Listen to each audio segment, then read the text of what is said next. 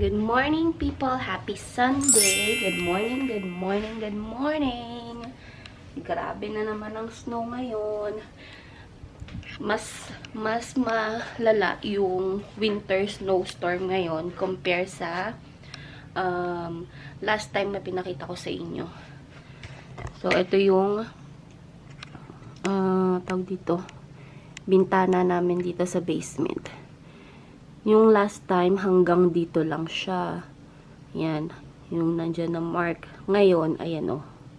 Pasara na. Punong-puno ng snow yung bintana. Tapos, yung sa kwarto din namin, ganun. Kita ko sa inyo. Ayun o. Kita nyo? Yung snow hanggang dito. Tapos, ayan o. Yan yung kabila naman. Tingnan natin kung may kita nyo sa ano. Ilaw. Sobrang taas ng snow ngayon, lalo dun sa sa labas. Grabe. Ayan o, yung nakita nyo na yan, puro snow yan. Tapos ito din, takpan na yung aming bintana. Grabe. So, kailangan bawasan kasi sobrang taas na. Yung yung harapan namin doon sa main door, yung sasakyan natabunan na. Nangalahati na yata yung snow doon sa sasakyan. Kaya kailangan bawasan. Hindi ka makakadaan talaga kasi sobrang taas. Gusto ko nga sana buksan yung dito. Yung pintuan dito kasi sigurado kalahati na rin yung snow dito sa may pintuan eh. Yung entrance door namin. Kaya lang pag binuksan ko yan for sure, papasok yung snow sa loob. Kaya hindi ko siya bubuksan ngayon. Pero grabe yung yung snow ngayon guys. Winter snowstorm talaga. Ngayon, March na pero nag-i-snow pa rin. Spring na eh. Kaya lang, wala. Iba talaga ang weather, very unpredictable. So, buti na lang, wala naman akong kailangan bilhin ngayon. Bumili na ako ng gusto ko sana mag-grocery nga, pero hindi naman masyado importante. Meron pa namang lulutuin dito. Kung ano lang yung meron akong food, yun na lang yung lulutuin ko. Tapos, may mga spam naman, mga delata, ganun. And, meron na rin akong fruit. So, hindi ko kailangan lumabas talaga para mag-grocery. Prito lang ako ng itong isda, yung basa. Tapos, sabi ni Ivar, gusto daw niya ng noodles. Pero, hindi ko alam kung may noodles pa kami dito na Lucky Me. Parang wala na yata. Dito ko nilalagay yung mga noodles. Ay, ito, meron pa. Ito, chicken. Yan, dalawa na lang natira. Tapos, puro pansit canton na yung naiwan. And then, si Raven sa taas. Nakikigulo sa pintura kasi pinipinturahan yung yung pintuan dito sa basement. Inalis muna nila yung pintuan. Kinuha nila tapos pinipinturahan. Ito, walang pintuan dito. Inalis, tapos doon pinipinturahan sa taas. And then, nilagyan din ni Ivar ng ito, yung flooring. Para maayos-ayos tingnan. Kasi yung nakalagay dyan dati is parang lang. Parang sapin lang talaga siya. So, ngayon nilagyan niya ng ganyan.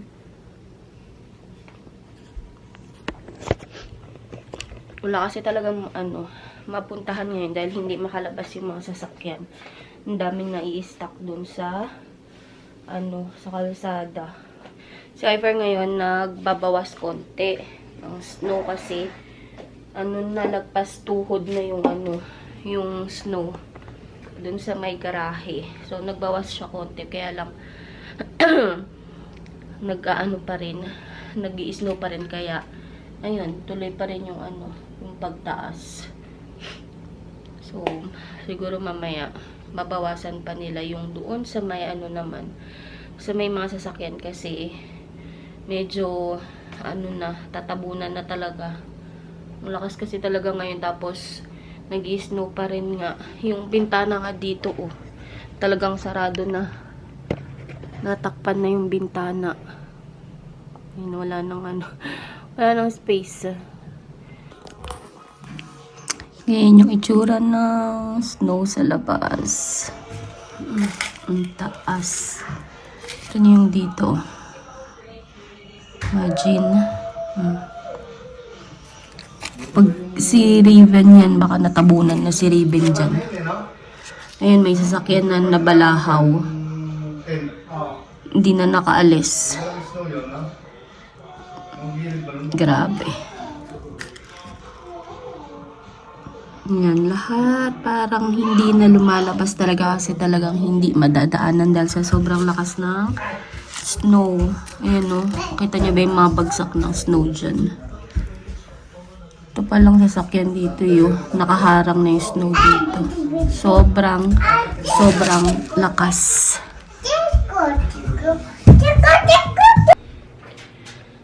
So, ayan, gising na si Raven. Katulog siya ng parang 2 hours din yata. Kasi, nagising siya tapos nagngingis-ngis. Binuhat ko ulit nakatulog. So, ngayon, gising na siya. Siguro, 1 hour ko din siya binuhat. Pikat-pikat. Hi, guys! Hi, everyone!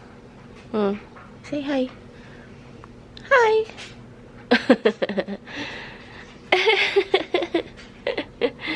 Hi, everyone!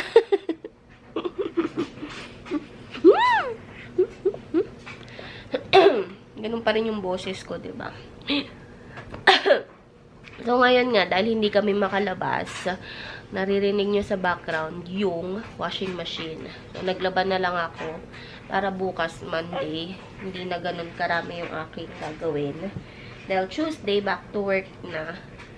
So, hopefully, mawala na or tumigil na tong snowstorm na to kasi sabi sa forecast hanggang bukas pa itong snowstorm. Ano tong ball?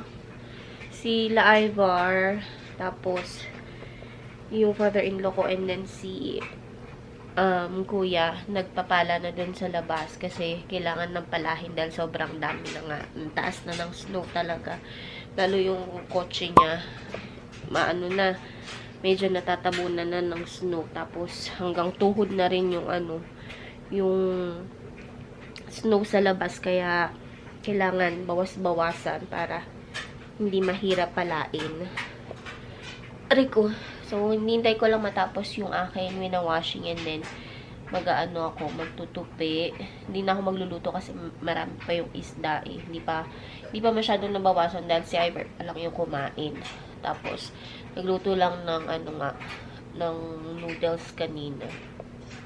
Si Ate Raven nakatulog nandun sa kwarto. Grabe yung sipon ko, ay nako, barado talaga yung ilong ko na naman. Kanina medyo okay, pero ngayon, ewan ko, bumabalik na naman yung barado ng ilong. Ay, happy yarn? Happy ikaw? Asus? You say hi. Hi, guys. Can you say hi, guys? Hi, guys! Sinong pretty? Ang bilis ng panahon, guys. No, grabe. Laki na ni Raven. Kung nanonood kayo dati sa mga vlogs ko, I know, nasubaybayan nyo yung paglaki talaga ni Raven. Yung simula nung buntis ako, nung na-bedrest ako, hanggang sa mga anak ko. Tapos yung first time na pinakita ko si Raven sa vlog ko. Ayun. Talagang matagal na kayong subscriber ko. Makita nyo yung paglaki ni Raven. Kasi nakakatuwa kasi 'di ba parang mga memories din na babalik-balikan mo. Kasi nung dati sobrang liit pa niya. Tapos minsan pinapanood ko nga yung mga vlog ko. Ayun, nakakatuwa dahil nung baby pa siya, ang liit-liit kasi premature nga si baby Raven. Medyo maaga siya ng ilang weeks. So, mali talaga siya. Pero, yung weight daw niya, sabi nung, doctor is okay lang. Hindi siya yung talagang magaan or ganun. Pero, sobrang liit niya talaga, guys. Ha? Tada! Ngayon, ayan na siya. O, diba? 2 years old na ang baby. Magti-3 na siya sa November. Yes po. Ano po yun? Ha? Ano po yun? Want to eat? No? Not hungry? Not hungry? Libangin ko lang muna ito kasi ayaw pa niya magpababa. Wala pa siya sa mood. Kanina ko pa buhat. Sakit na rin sa braso, guys. Tapos sa balikat, nakasandal siya kanina. Nakasandal siya kanina, kaya medyo ngalay na yung aking mga braso at balikat. Kasi doon nga siya nakasandal sa akin. Lilibangin ko para maibaba ko siya. So, hindi pa rin tapos magpala sila, sila Ivar, guys. Parang magti 3 hours na silang nag-shovel dun sa labas. Sa sobrang kapal talaga, as in.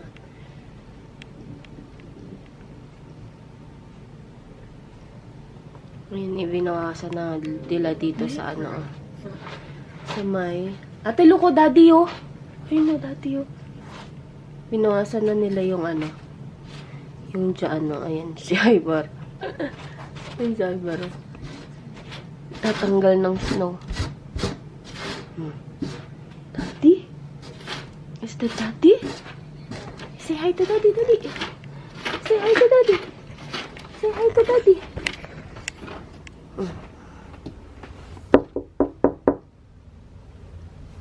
Say hi to daddy. Anong grabe.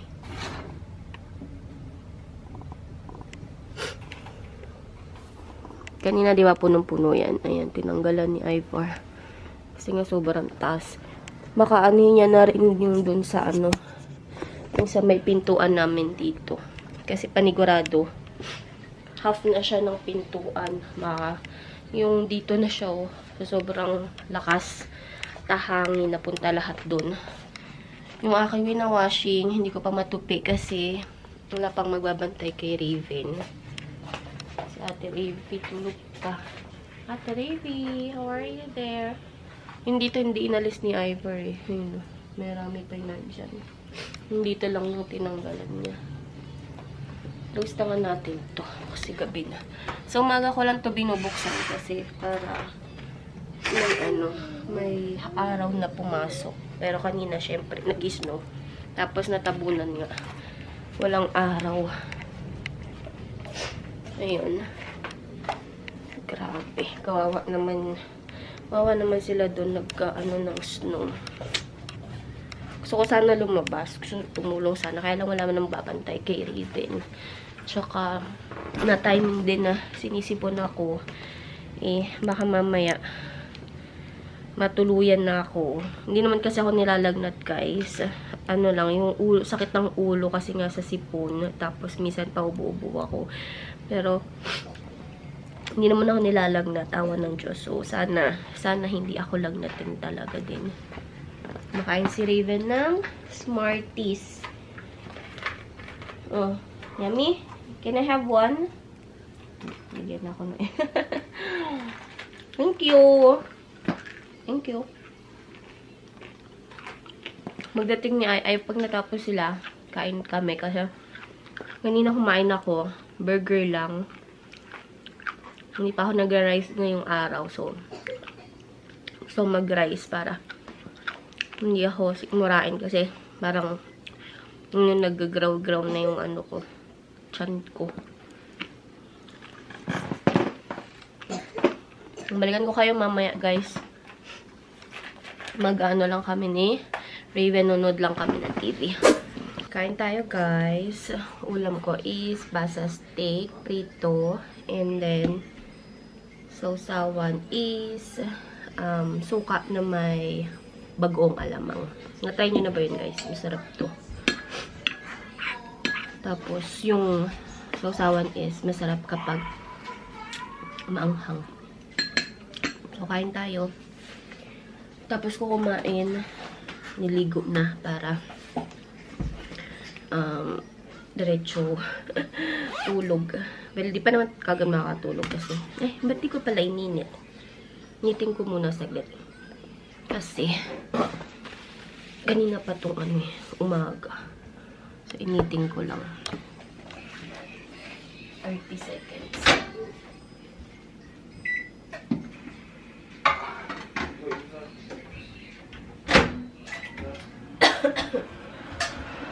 So, ito yung bagoong na binibili ko lagi. Barrio Fiesta. Tapos, suka.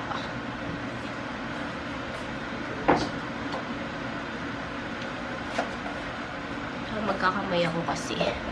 Masarap magkamay kapag isda ang ulam. Ano ko lang din ng water to.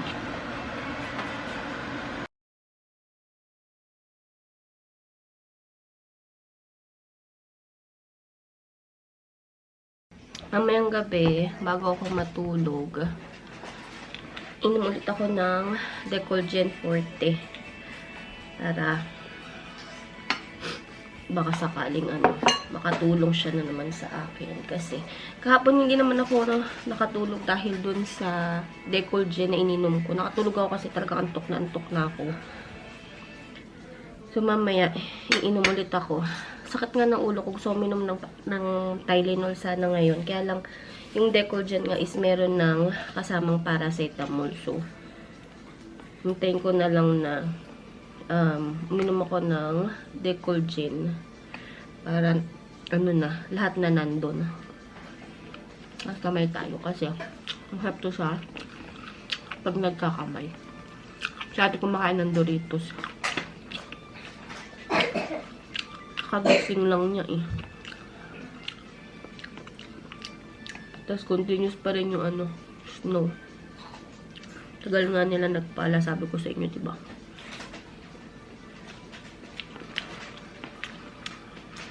I think hanggang bukas ba yung yung snow na yan. Harap.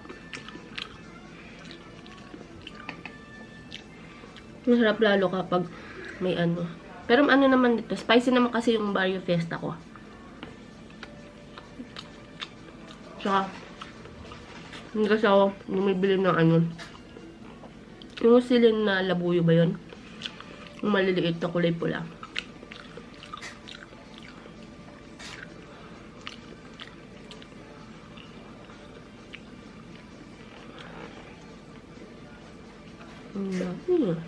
Kain tayo, guys.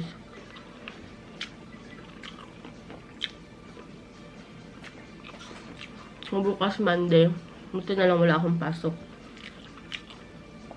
Yung iba, nag-cancel na ng pasok. Yung ibang clinic. Pero yung sa amin, hinihintay pa yung reply ng doktor kung magka-cancel ba o hindi. Pero, buti na lang, off ko bukas. So, open man o hindi yung clinic. Ito lang ako sa bahay. Hindi ate. Okay?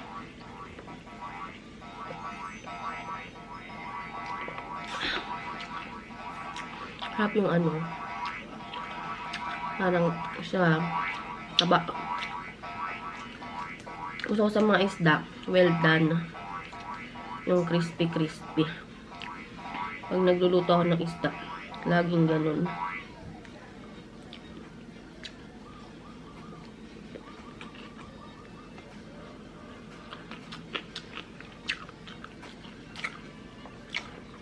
Hindi naman tayo masyadong ganap, guys, kasi bahay lang. Kulong tayo sa bahay dahil sa winter storm.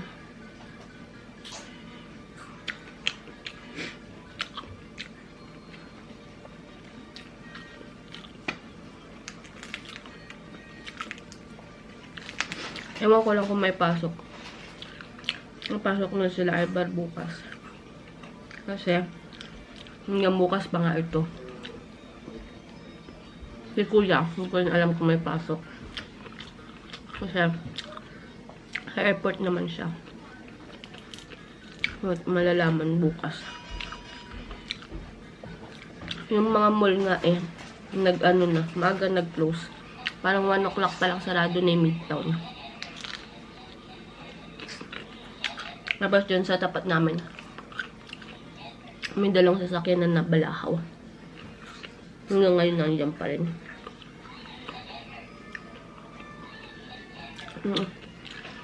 Anyway guys, i-end ko na tong vlog kasi